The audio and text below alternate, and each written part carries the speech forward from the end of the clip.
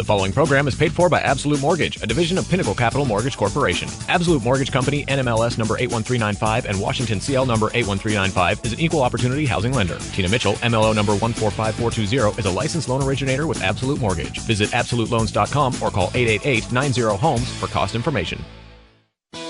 You're listening to The Money Hour with your host, Tina Mitchell, sponsored by Absolute Mortgage, a division of Pinnacle Capital Mortgage Corporation. Now, in the studio, local mortgage and finance expert, Tina Mitchell. Welcome to The Money Hour on 570 KVI, the Sunday, March 16th show. I am your host and mortgage expert, Tina Mitchell. Thank you for taking time to talk money. I'm here every Sunday at 11 a.m. right here on 570 KVI. My goal is to keep you up to date on the latest news and trends in our local economy. Keep me tuned in, and I promise I'll keep you informed. And today, for the lineup in studio, Andy Landis. Once again, back in studio. It's nice to have you, Andy, on such a regular basis to share your wealth of information. Thanks, Tina. Good to be here. He is my go-to guy for Medicare, Medicaid, and Social Security, nationally known author and speaker on all those topics. And today we're going to spend some time talking with Andy on Social Security and how it ties in with getting married and getting divorced. So you won't want to miss that segment, especially if you're getting married or on the opposite spectrum, getting divorced. Also have in studio Craig Roberts with Berkshire Hathaway Northwest Real Estate. Industry changes and the recovery of the real estate market is what we're going to talk about with Craig today. And last guest in studio, Bill Grover with Windermere Real Estate in Renton. More real estate conversation with current market and issues that you might be having as a buyer and seller out in the real estate market. Great information and great guests in studio today. For more information on any of the topics or to speak with any of my guests, please take down the show number 1-888-987-0570. Again, it's 1-888-987-0570. Or if you want to reach me online at themoneyhour.com, I can answer any questions that you may have that way as well. And let's go ahead and start the show with a little money chat.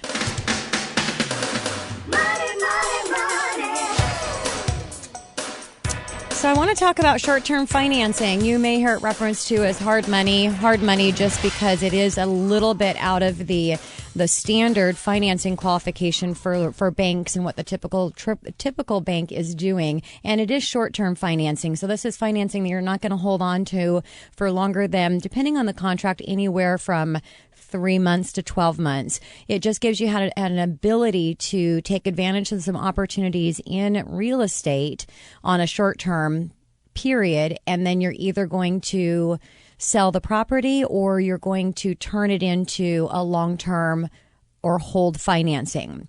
So it's available on primary, second home, and investor loans. So short-term financing is really popular for investors. So if you're listening right now and thinking of a way to be able to get into the real estate market as an investor, this might be a good piece for you to listen to. Now, it is based on conforming loan sizes, which is going to change depending on the area. But right here in our local market, conventional conforming loan size is 417. High balance goes up to 506. So that would be maximum loan amount, $506,000. Property types available for 1 to 4 units. So this is not commercial financing, but it's residential financing and available on condo or single family homes. Credit score is going to be on a case by case basis, but they're looking at a credit score that does not lower than 660. And loan to value 75%, which means that you need a 25% investment into the property. Now, the cool thing with the short-term finance options that are available, or at least the one that I'm talking about today, they'll utilize your equity in your home as collateral. So you do not have to liquidate or take that equity out of your home. But if you've got enough equity to cover that 25% minimum investment into the new purchase, then you can use that as collateral. You can also, if you have a family member or somebody that would allow you to use the collateral that's in their home or the equity in their home, that's allowed for that 25% minimum investment as well. Now, where you're going to see short-term financing being utilized in this market right now, bridge financing is really a great option to be able to utilize short-term financing. So what bridge financing is if you're out there and you're listening today and you're wanting to buy a home, where we've got two of top agents in our local real estate market in studio today that are going to talk on real estate. And the market is crazy. I mean, there is just a lot of activity going on. And the problem is there's not enough inventory. So if you're on the buyer side, it is a seller's market. And if you're out there looking, you've probably figured that out, that it's a seller's market. Multiple offers are happening on the same property. And so if you're listening right now and you have a current home that you need to sell in order to buy a new home, and you're not able to go in and go contingent, because chances are you're not if you're buying in any property that has a multiple offer scenario, because they're not going to take your offer. They're going to take an offer that isn't contingent on their home selling. Short-term financing might be good for you.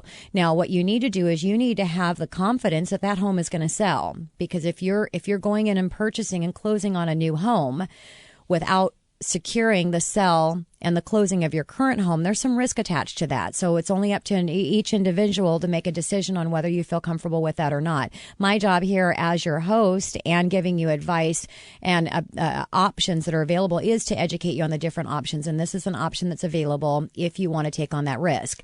So you're not having to sell your property first. You can go in and make an offer, close on your new property. Your short-term financing on your current property is going to be anywhere from 3 to 12 months. So you just want to make sure that I get the short-term financing that takes it out the longest period as I can. And then if it were a 12-month contract, you have 12 months to sell that home. The collateral is going to be utilized on the equity you have in your home so that you don't have to come in with a down payment on your new home. See how awesome that can be? So that's a great reason to use the short-term financing.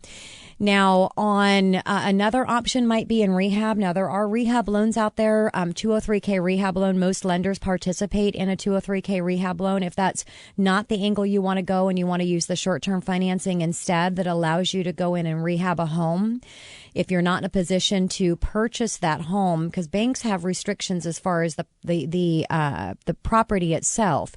And if the property is not in good condition or in condition that can pass what the bank's minimum standard would be on that property, if you can use short-term financing to purchase that home, it allows you to come in and pay cash.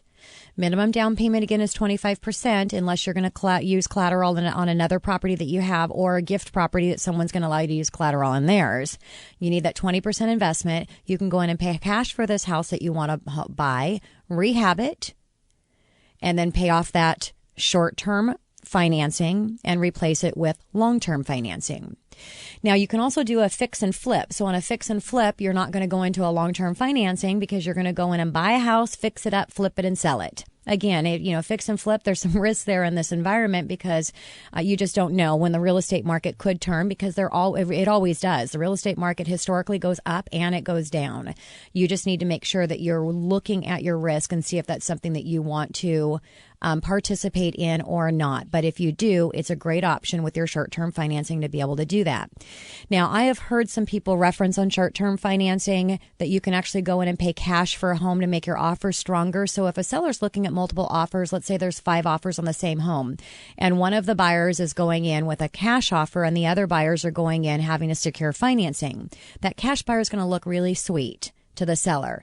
But I'm telling you right here today that you cannot go in with a cash buyer, even though you're using short-term financing. And I'm seeing people doing it. You're out of contract. You are not doing cash. You're securing a loan. It's just securing a loan on a short term. So be cautious to make sure that you're getting that right advice. Your only way you can go in and say that you're paying cash for a home is you're literally going to liquidate the money out of your Charles Schwab or whatever financial account that you have to pay cash for that home. Now, the last thing that your short-term financing might be helpful for, if you are looking at spec construction. So for all of our contractors out there or builders, if for whatever reason you're having a challenge getting your short-term financing through traditional banking, this short-term financing on portfolio might be a good option for you to be able to go in and take advantage of the opportunity with your spec construction and have your short-term financing, again, on different contract types. So for short-term financing, there's obviously a risk to the lender that's participating or offering this type of financing. It is out of the box, and it's different than what the standard guidelines and lenders are doing, which means you're going to pay a premium rate. The interest rate's going to be anywhere from 10 to 12%. So having a short-term financing for 3 months versus 12 months might look appealing for that lower rate, but it's over that short term. It's not going to be a huge difference. I would just encourage to look at the risk and make sure you're securing that contract for the time that you're going to feel comfortable you can get that paid off. Also, the fees, you're going to pay anywhere from 1% to 3.5% interest-only payments, and they can turn them around 48 hours. So a great option for you. Again, any more information that you want, pick up the phone, give my show a call, 1-888-987-0570. Again, it's 1-888-987-0570. I am here with my guest for the entire hour, so please give the show a call. Coming up next on the Money Hour, marriage, divorce, and Social Security. What do you need to know? Andy Landis, nationally known author and speaker on Medicare, Medicaid, and Social Security, right here on 570 KVI after this short break.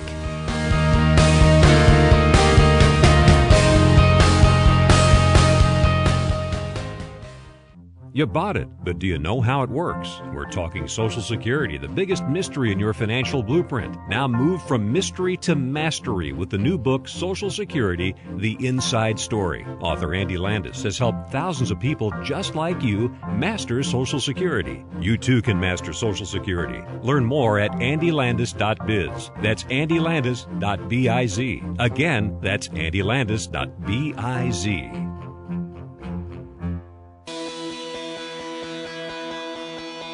This is the Money Hour with your host, Tina Mitchell, on Talk Radio 570 KBI. Now, back to the show with local mortgage and finance expert, Tina Mitchell. Welcome back to the Money Hour with your host and mortgage expert, Tina Mitchell, right here on 570 KBI. I'm committed to providing you the knowledge needed to be successful in every area when it comes to your financing. Knowledge is power, and that's what you'll receive from listening to my show. And in studio, again, regular contributor of the show, very fortunate every time I get to have him here, and fortunate for all my listeners that you get to have Andy here because he's just an amazing wealth of information. Nationally known author and speaker on Medicare, Medicaid, and Social Security. We're going to focus on Social Security today. Very few consumers know how divorce and marriage affect Social Security, and timing can be important as well. So, Andy, I'm excited to go over this topic with you today. Thanks for coming in. Thanks. It's great to be here. Andy Landis, again, one of the nation's foremost authorities on Social Security and Medicare. As a nationally known author, speaker, and consultant, Andy has guided tens of thousands to abundant retirement while working at Social Security Administration, AARP, multinational corporations, and his own practice, Thinking Retirement.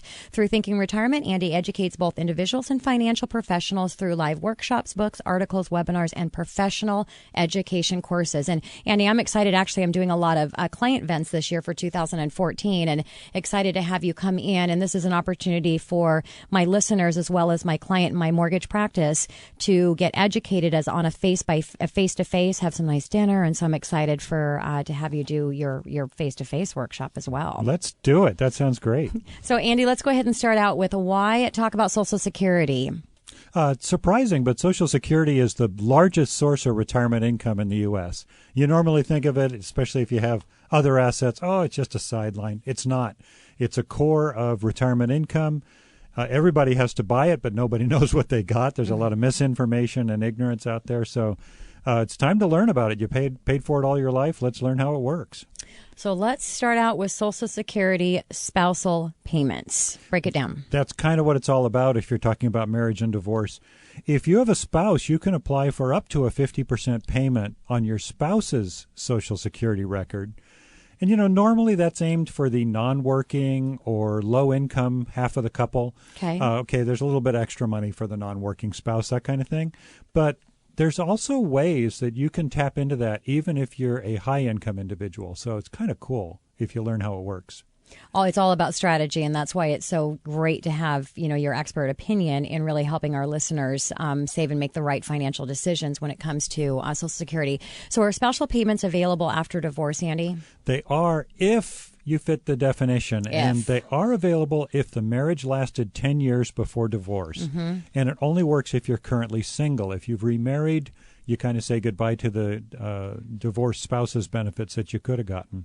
So basically the rules are you have to have a 10-year marriage, you're not currently married, and you're at least 66, or you can get it as early as 62 as long as your work is limited, like if you've retired or partially retired. Okay, so what if they got divorced, the old spouse didn't get married, but the spouse that has died, he was remarried again. That's okay. So both of those are gonna get Social Security. Yeah, let's say we're talking John and Marcia. Okay. And Marcia is the ex-spouse of John. Okay. John might be remarried. That's okay. And John can get Social Security, and his current wife can get Social Security. But Marcia can also get Social Security as an ex-spouse. Okay. If there was a 10-year marriage. Wow, so paying on both of them. Yeah, but if Marcia remarries, then got it. So what happens to a divorced spouse payments after remarriage? Yeah, the general rule is that you got to be single to get ex-spouse payments. So remarriage immediately ends those ex-spouse payments as long as that current marriage lasts. Now, there's some stories about that, and there's also an exception to it. I got a call from a person up in the islands that had very low Social Security on her own and on her current husband. And while I was on the phone, but she used to be married to an airline pilot. And while I'm on the phone, you would think Social Security would be good for. Well, but she's currently married to a low-income guy. Okay. So she's going, my Social Security's not going to be very high. And I said, well, as long as this current marriage lasts, you cannot get Social Security on your ex-spouse, the airline pilot. And, right but while if I'm on she the gets phone, divorced. yeah, she's yelling to her husband and the other, hey, honey, this guy says we get more money if we're divorced. And he's going, okay, sounds good to me. Oh, they were my actually golly. thinking about a legal divorce, even though they're going to stay together. I've heard that many times. What you've heard, Greg, in studio, my CPA that comes in, and I've had both of you guys in studio at the same time. And I've heard Greg say many times that there are strategic divorces to make the best financial decision. Yeah. I don't know what type of advice. Well, maybe I wouldn't give any advice there. I wouldn't advise that either. Yeah, whatever strategically works and you decide to do to be able to save money. So what does research show? Do people wait until the 10-year mark to divorce, or what would you? Not much. There was a study recently that showed that there was a slight bump for younger people. 6% more were getting divorced right around the 10-year mark. And for older people, it was 12%. So they were like twice as knowledgeable about this. Okay. So maybe it has a slight impact on some people to make it to that 10-year mark, but it doesn't seem to be a huge number. So why preserve ex-spouses' payments? Don't most men and women have their own Social Security from their own work? Yeah, they do, but sometimes the ex-spouse payments are your highest payment, so of course you're going to be better off preserving that. But even for everyone, there's this little-known provision called spouse-only payments that you can get from 66 to 70.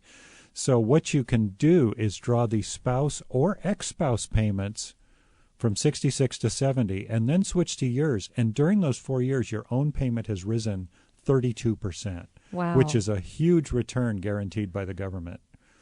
And that's over and above the inflation rate. You talk about money. Yeah. I mean, that's real money. That's real 32% return above the inflation rate with tax benefits. So it's pretty huge. So do these rules affect men and women differently, or? Yeah, because people have different earnings histories. Everybody's different, right? But on average, women live longer and earn less. So the Social Security that average has got to be changing. Women I have to agree with you. It's go ahead, not Andy. fair, but it's kind of how it is. So on average, it's more important for the woman to preserve as much Social Security as she can. So, got it. Yeah, that's the deal. So, it affects everybody, men and women both, but especially women get hit by this. Makes sense. Yeah. So bottom line, what are the key points for divorcing or divorced people? Okay, well, let's say you're planning a divorce, heaven forbid, and it's anywhere near that 10-year mark. Don't give up a valuable right by signing too early. Talk to your attorney, talk with Social Security, and if you can postpone it a couple of months, if you can just postpone that signing date, that can make a big difference. And similarly, if you're divorced and you're considering remarriage, make sure you understand all those implications. So I like to say that before you say, I do or I'm done, you can say, I know what's going to happen. So make sure you protect yourself. And 3 words? 3 words. Keep on planning, everybody. Keep on planning. Keep on listening to this show and keep on planning. Thank you, Andy. And that is the truth. You've got to continue to plan, and you've got to change. One of my favorite books is Who Moved My Cheese, and that's on a business side. But you have to continue changing. You change with times, and we've got to change as the laws change, and you've got to be up to date on everything that's happening. So, Andy, let's talk about best practices, and let's first go over delay strategy. What is that? Fancy name for not doing much. Basically, you'll get more money from Social Security over your lifetime if you just postpone the payments to 66 or 70 instead of taking them at 62 or 64. You get more money if you wait.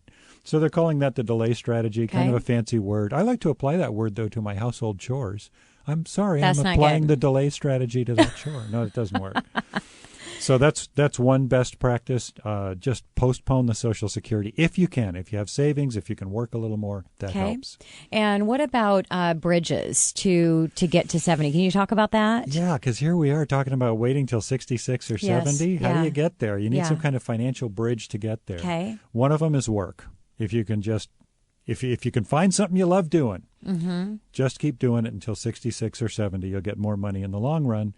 Sometimes it makes sense to draw from your savings. If you are lucky enough to have savings, if you have investments, it probably pays you better to draw from the savings and postpone the Social Security. So delay might make sense, even if you have to hit the savings. And then there's fancy things like spouse-only payments. We talked about spouse payments, ex-spouse payments. You can use those as a bridge to get to 70, too. Okay. So there's a couple of ways you can do that. So what about all the benefits available for retirement spouse, ex-spouse, widower? People think of Social Security as, a one-size-fits-all. You quit work, you sign up for Social Security, end of story. Hey, it's a lot more complicated. It's more like a Swiss Army knife with a whole bunch of different tools built into it. So if you think about it, remember to look at your retirement benefits. That's your biggest blade in your Swiss Army knife. I'm making this up as I go along, by the way. So that's awesome, hopefully Andy. It works. But you also think about your spouse and ex-spouse payments and widows payments, widows and widower payments for guys or gals. Okay. Heaven forbid you would have lost a spouse in the past, but if you have, even if it's an ex-spouse, which I know raises some incentive questions. Sure. Sorry about that. That was bad. It is bad. But if you have lost a spouse or former spouse in the past, that might be where your best payment is. Yeah. And it opens up multiple pathways where you could zigzag between, say, your own payments and your spouse payments or widow's payments. Or you could start with the widow's payments and switch to your own. So make sure you discuss all of this with Social Security. Makes sense. And let's talk about younger, for our younger listeners. Oh, you probably tuned out by now, but don't, because Social Security also pays if a younger worker becomes disabled or, again, heaven forbid, passes away, then Social Security is there to pay your family. So it is the insurance company that insures your paycheck. So if you're getting a paycheck, you need to know about Social Security. You're buying something that can help in the event of trouble. And I'm glad you say, because the younger people that are listening to the show, they're thinking maybe possibly it's not going to be around. And you've said many times and talked about and educated my listeners that, on a worst case scenario, we're probably looking at maybe losing 25%. 25%, yeah. So it's not it's not as bad as what you may be thinking as a younger listener. Right. And your advice with retirement planning is Social Security being part of that. Yeah, you really, Social Security, I can talk about how to maximize this one item in a silo, but your financial planning has to take into account everything, your marital status, your tax status, your savings status, your life expectancy, your spouse's life expectancy. It goes on. And Social Security is one piece of that. You need a pro. So definitely talk to a financial professional. Keep listening to Tina's show because she will have financial advisors on. Yeah, definitely. Thank you, Andy. So talk a little bit about your book. I know I've had many listeners during your segment that have called in and asked for your book. It was just not that long ago that you were in studio, and that was one of the first calls that came in. Cool. So talk a little bit about the book and how our listeners can get that. Aw, shucks. Do I have to? Yeah. The book is Social Security, The Inside Story. The current edition is 2012. I'm working on a 2014, but it might take a few months to get it out. If you need information now, get the 2012. If you can wait a couple of months, look for the 2014 in a couple of months. Best place to get it at a discount is through Amazon. So again, Andy Landis, Social Security, The Inside Story. Awesome. So a minute left before we're going to take it to break, Andy. What would be advice and a tip that you want to leave my listeners with? As we said before, keep on planning. Make sure that you don't overlook Social Security's power to make your retirement work. And delaying on your Social Security opens up lots of possibilities, especially once you hit 66. For example, at 66, you can work and draw Social Security at the same time. At 66, you could draw a spouse or ex-spouse payment without tapping into yours. and wait until yours rises to a bigger number at 70. Yeah. So there's lots of tools. Make sure you learn how it works. Thank you so much, Andy. Great advice and tips for my listeners. And again, I just appreciate so much your time in studio and sharing your wealth of knowledge. Thank you. Good to be here. And if you want to talk to Andy, pick up the phone right now, 1-888-987-0570, 1-888-987-0570, or online at themoneyhour.com, and I'll definitely connect you with Andy. Coming up next in the Money Hour, there's a lot of chatter about the real estate market. People are saying the housing recovery is moving full stream ahead, and others are saying we may be hitting another bubble. I don't know what's happening in the real estate market. Craig Roberts with Berkshire Hathaway Northwest Real Estate right here on 570 KBI after this short break.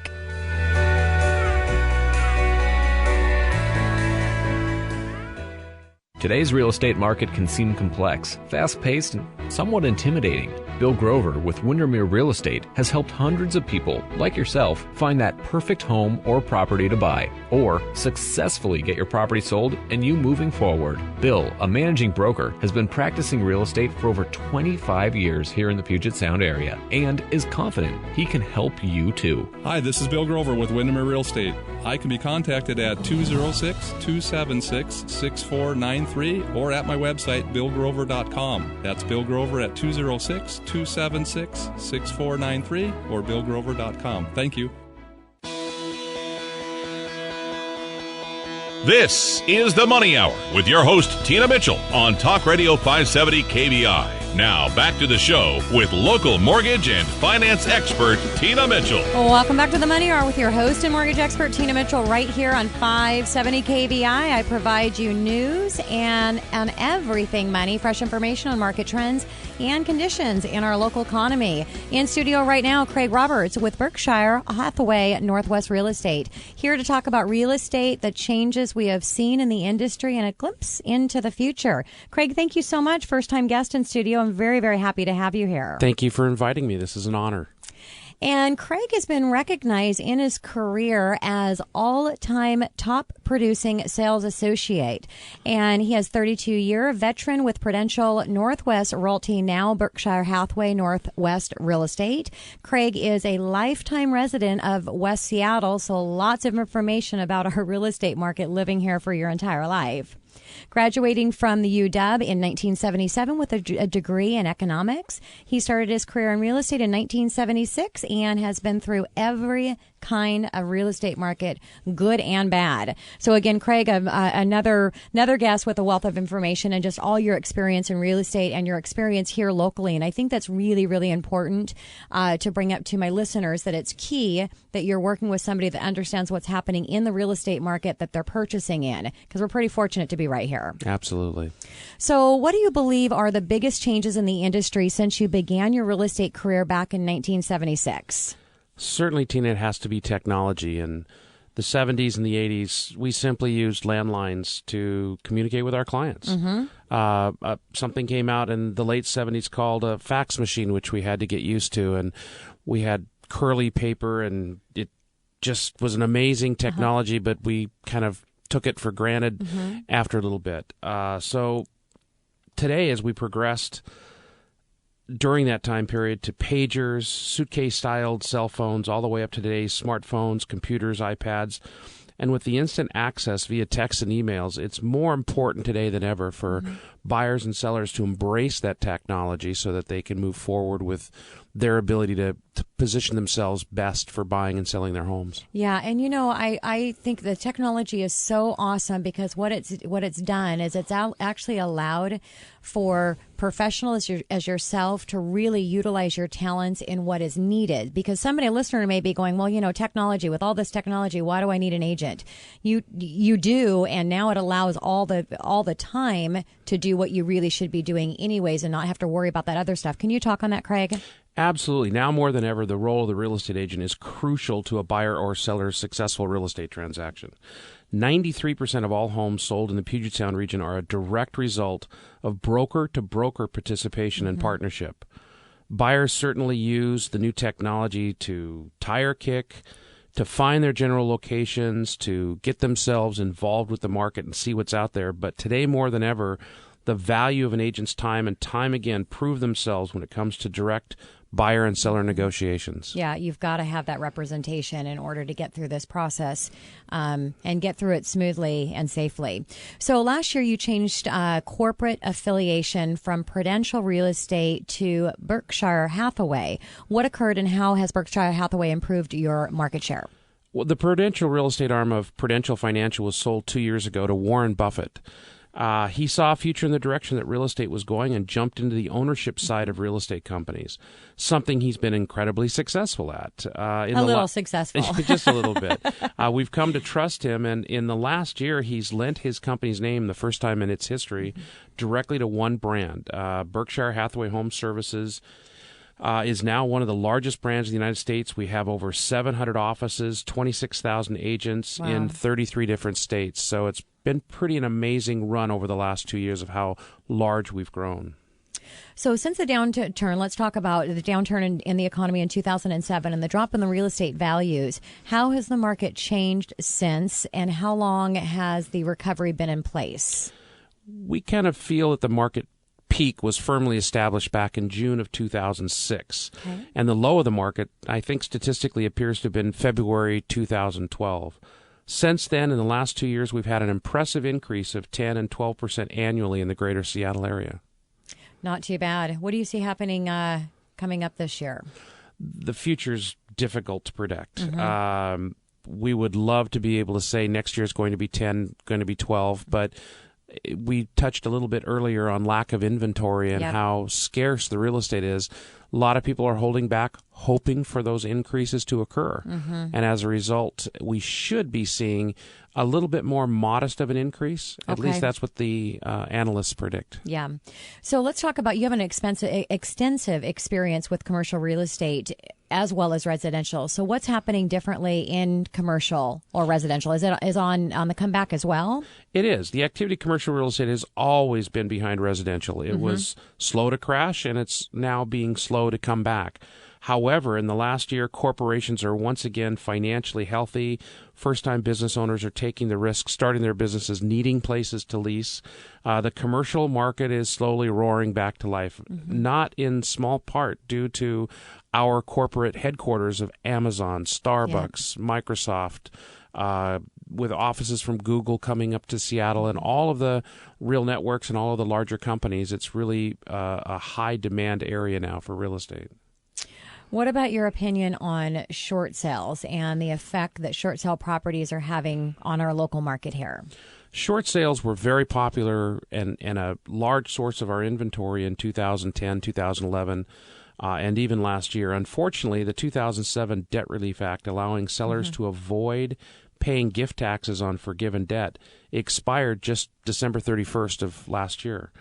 The motivation for sellers to cooperate with lenders to negotiate down their loan has been eliminated. I estimate that short sales will decrease, but that bank-owned properties will continue to come out on the market, increasing our inventory.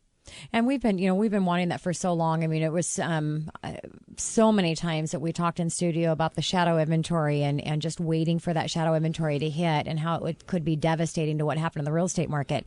And the reality of it, it never did. I mean, it never hit. And now we're kind of hoping for some of these properties to come on the market to give us more inventory.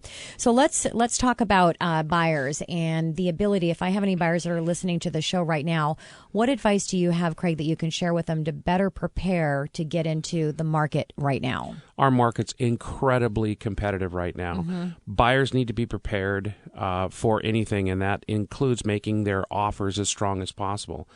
Hooking up with a lender such as yourself, an experienced loan officer, is crucial to that endeavor. Being pre-approved is not only important, it's almost required on any offer that's made to any buyer. You have to be ready to act quickly. And part of that, where we talked about technology earlier, you need to have your real estate agent make sure that he knows how to get the new listings out to the buyers as soon as possible. Yeah, and I think that's a really, really a huge point, Craig, and because sometimes it can see that on the real estate professional side, it may look like they're being pushy on it, but the reality is if you don't move and you don't move quickly, you're going to lose out, and you'll figure that out on your own. So take the advice now that you're hearing in studio to be prepared, be ready to jump and move on something. That means having your wish list together and everything that you need in a property, what you're willing to do or not do to get that. Now let's talk about sellers, Craig, because I think sometimes sellers in this market, because it is obviously a seller's market, that sometimes they might be getting a little bit lazy on what they're feeling they need to do. And so what should they do to prepare? And that's going to make a difference of their outcome as well, right? Absolutely. Same with buyers. Sellers need to find and search out experienced, technologically intelligent, qualified real estate agents to assist them. It's crucial that they have an understanding of the market and how to prepare their home to get it ready for those buyers who are going to come in.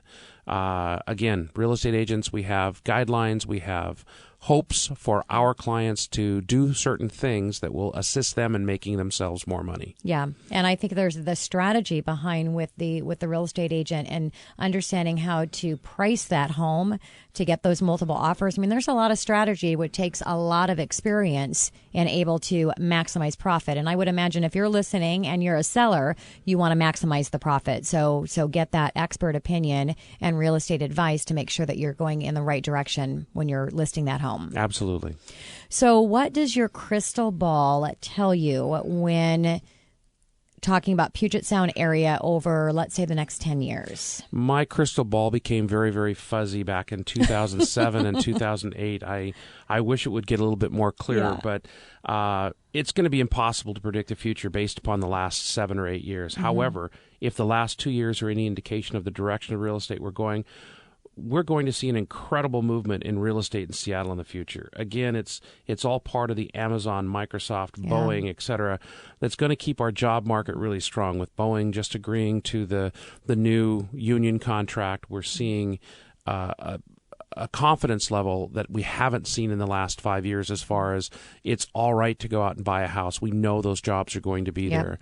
And as such, with that demand of the employment coming into the market, we're going to see prices rise. There's just not enough real estate in Seattle right now that's available. So we're going to see prices go up. We are so fortunate to be here with all of the employment opportunity. In comparison, you look at other states around the country. I mean, it's really awesome at the opportunity that we have here. And sometimes it's hard to predict on real estate. And I ask this question a lot on, what people think the real estate market's going to do, or what the employment market is going to do. And people seem to be able to answer the employment question easier than the real estate. So if you can answer what you feel employment's going to do, real estate historically always follows employment. Absolutely. So if you can answer that question, if you think our employment opportunity is going to be getting better, historically, real estate always follows what employment is doing. So any other tips or advice that you can give to my listeners, Craig? Basically, just make sure you're prepared. You have to plan. I think I heard that a little bit earlier.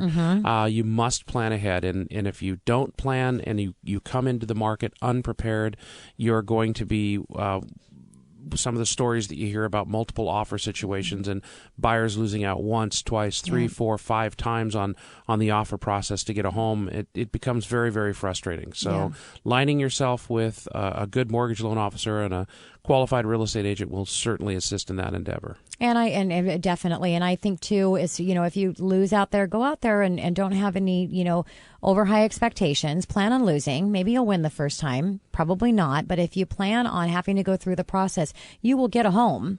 You're going to get a home as long as you don't quit. Just like anything else in life, it's going to happen for you if you don't quit. If you do quit, you're not going to get a house. And I think that's the worst mistake that people are making in this market is they're not going in realistic. They're getting frustrated and they're giving up. So keep in mind what likely is going to happen with the real estate appreciation over the next year, next 10 years, next 5 years, what's going to happen with interest rate over the next year, over the next 5 and 10 years. And now is a really, really good time to get into the market. So if you want any advice from Craig, if you need his assistance on purchasing or preparing and getting your home ready to sell, pick up the phone, give my show a call, 1-888-987-0570. Again, it's 1-888-987-0570. Craig, thank you so much for spending time with me today and sharing your information with my listeners. I so much appreciate it. Thank you very much.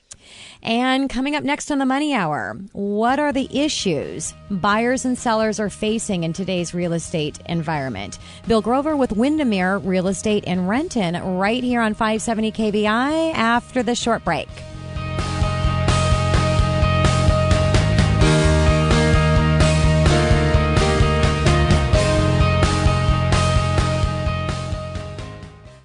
You bought it, but do you know how it works? We're talking Social Security, the biggest mystery in your financial blueprint. Now move from mystery to mastery with the new book, Social Security, The Inside Story. Author Andy Landis has helped thousands of people just like you master Social Security. You too can master Social Security. Learn more at andylandis.biz. That's andylandis.biz. Again, that's andylandis.biz.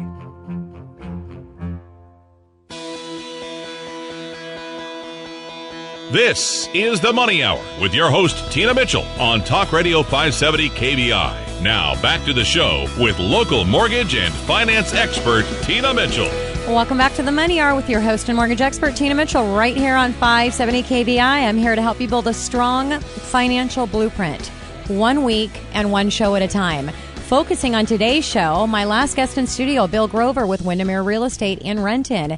It is a seller's market, but both buyers and sellers should be prepared to win in today's market. Bill, thanks for coming back in studio. It's great to have you come back and share your information with my listeners. You bet, Tina. It's a pleasure to be here. Thanks for having me back. Definitely. A little bit about Bill, again, with Windermere Real Estate in Renton. Bill has over 25 years in the real estate industry, getting licensed in 1989, specializing in resale homes, vacant land, and fully understands new construction as well as land development. He also is a short sale expert and well-versed in working with estates, attorneys, trustees, and personal representatives. And another graduate of UW. That's awesome. We got 2 graduates of UW. And not only that, School of Business and concentrated in finance, business, economics, and computer information systems. He's also lived in King County for your entire life. My entire life, yeah. This is just, it's so awesome. I haven't been here my entire life, but I've been here since I was 2 years old. So almost that. But again, the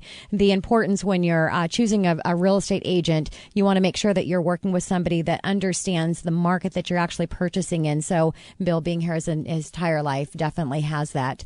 So Bill, let's go ahead and talk about what's going on in the Puget Sound market overall. So what are you seeing happening? Sure. Well, we and Craig touched on it quite a few times that we're lucky to live where we live. That's just the bottom line here is the economic status here is awesome. We've got a lot of good things going on, of course, in the area, this side of the state, Puget Sound area, especially King County is doing very well. One of the things that we're looking at is, like we all were talking about, low inventory levels. Those, looking at charts, things like that, we're kind of back where we were even a year ago, not too far from where we were. One of the things we're seeing, though, is sales picking up, of course, and that's always a nice, it's going to keep things going here. We're kind of seeing the foreclosure homes, the short sales fall off just a little bit. The numbers are down on those. We're really kind of looking around as real estate agents. We're looking around for more inventory. What can we sell? We have all these buyers. And, there's just a lot of things that are going on here. I did just see an article the other day that said the Washington State unemployment was at a 5-year low. Which isn't going to hurt us at all as well. So we know we have these high-tech jobs here. We have lots of people moving to this area. We've always been on these lists of best places to live. And there's been some great articles that have recently came out in about Seattle and what's happening with our employment. Oh, just awesome things. It's I saw an article just the other day. It said Seattle's the best, 7th best place to find a job.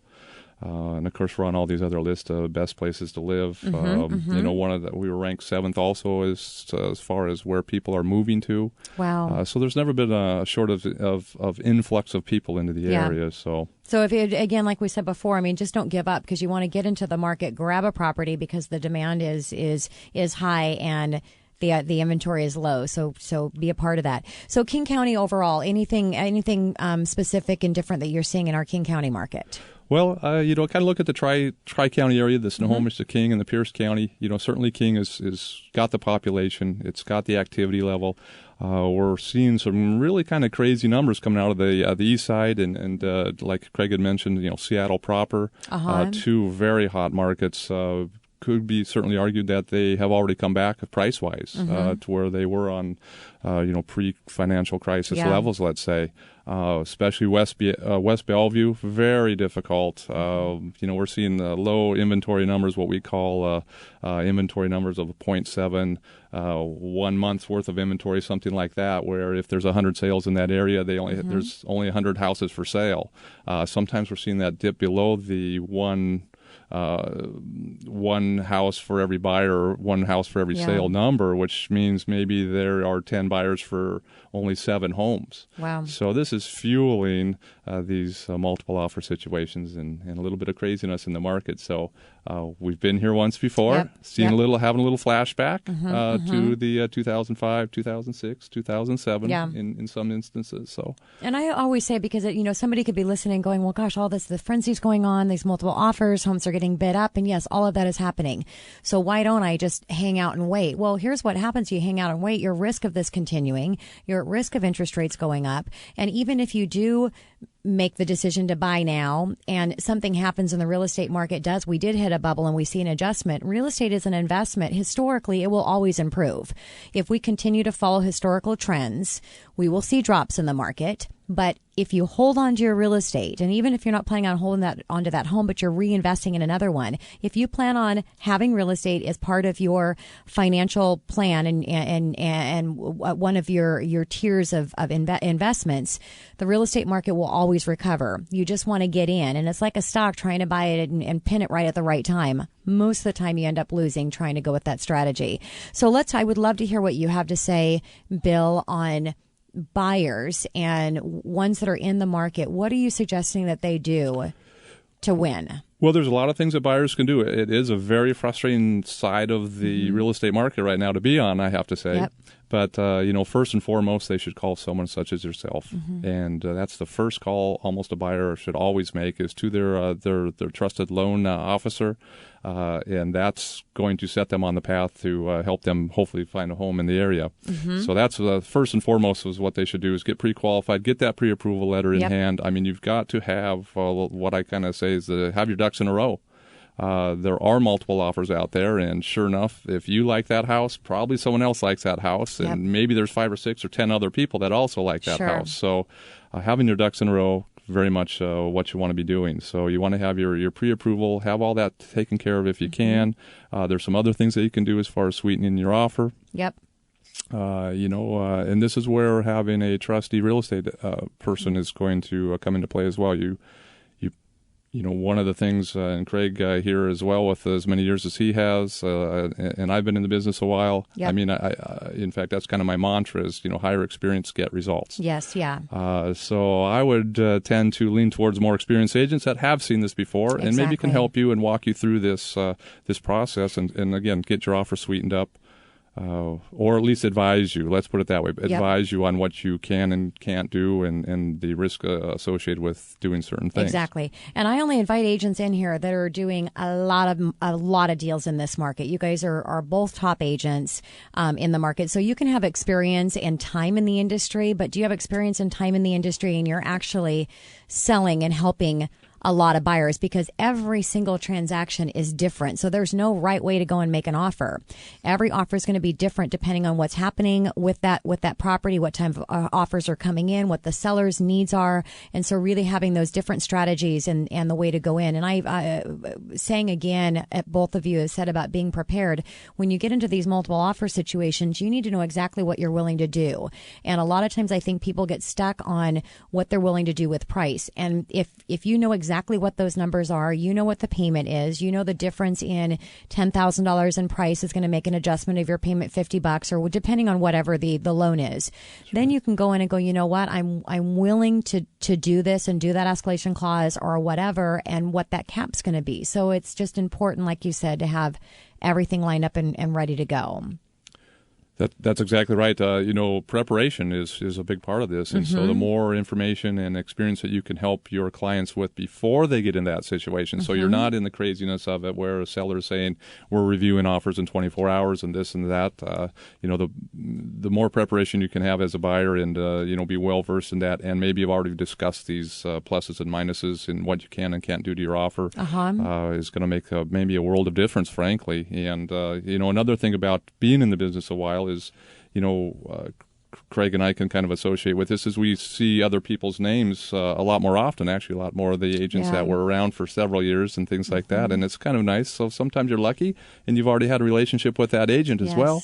And that can play a big part of these multiple offer situations. Huge part, because the agent's going to make or break it. And so that listing agent that represents the seller, if they've got an agent that's established and has a reputation in the industry of doing business and understanding how to put these things together, it gives you a huge head up. Very well. Very much can do that. Yep. So what are other things? Let's talk a little bit maybe about the inspections. What are some things that you can do in strengthening your offer as a buyer? Well, one of the things you can do is there's several things you can do. One of the things is talking about inspections. So there's a lot of talk about having pre-inspections these days. So remember, it is a seller's market.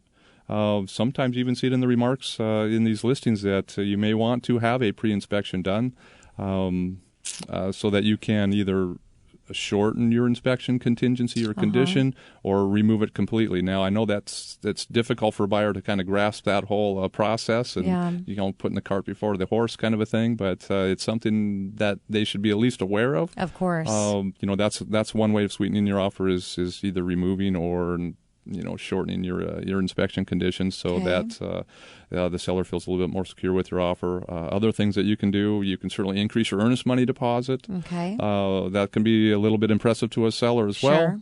And if you're working with a good agent, it's not going to be at risk. So there's a difference between a $3,000 good faith deposit to the seller than a $10,000 or $20,000 good faith deposit to the seller. But if you've got that agent, you've got your contingencies, that earnest money is going to be protected. That's correct. So there's lots of ins and outs, and that's what makes real estate exciting, frankly, right? Every deal is different, just like you said. So exactly. Different sellers, there's a lot of emotion involved, different buyers, everyone's looking at these things from different angles. And sometimes there are buyers you have to walk through, and you almost, as an agent, you may realize that they're not going to get this house, and you do.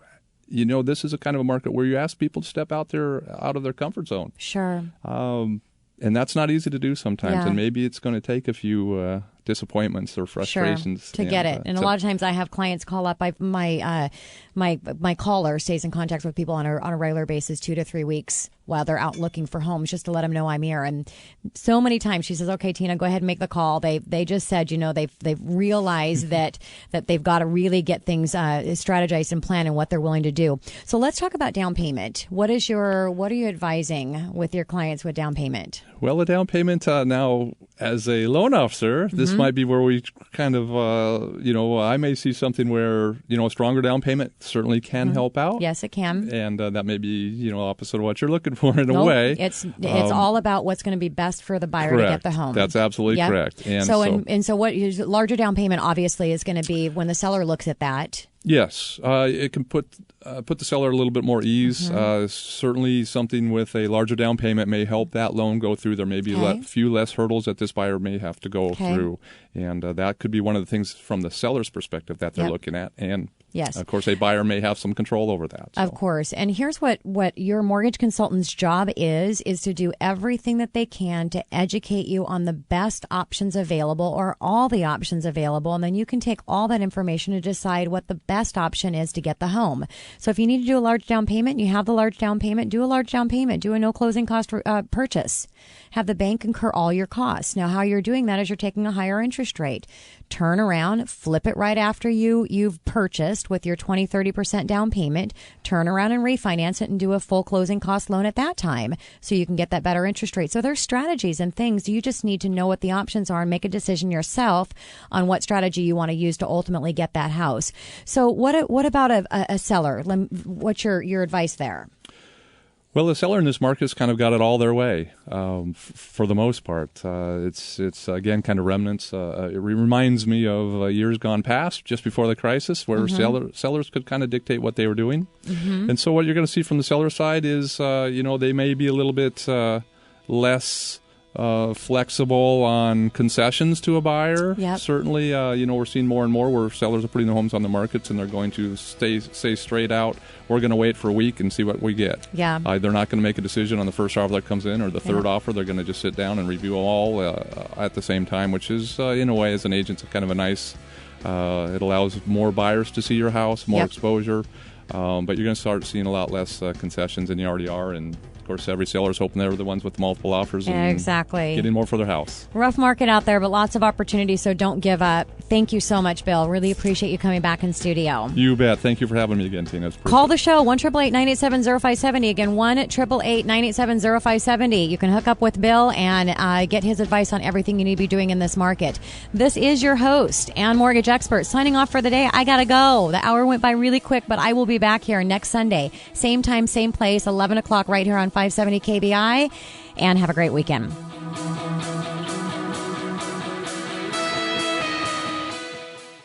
Are you behind on your mortgage payments and unsure about the road ahead? Magnum Law Group helps families just like yours navigate through the foreclosure avoidance process.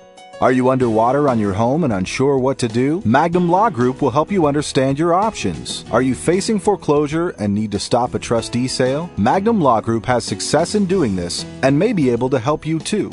If you're tired of dealing with the banks and getting turned down for loan modification, Magnum Law Group will take on the banks for you and lead you through the process for the best possible outcome. They lead the competition with superior knowledge and expertise. This is Craig from Magnum. You can reach us at 425-605-6393 or at www.magnumlawgroup.com. See you at the next seminar. The preceding program was paid for by Absolute Mortgage, a division of Pinnacle Capital Mortgage Corporation. Absolute Mortgage Company, NMLS number 81395 and Washington CL number 81395 is an equal opportunity housing lender. Tina Mitchell, MLO number 145420, is a licensed loan originator with Absolute Mortgage. Visit absoluteloans.com or call 888-90-HOMES for cost information.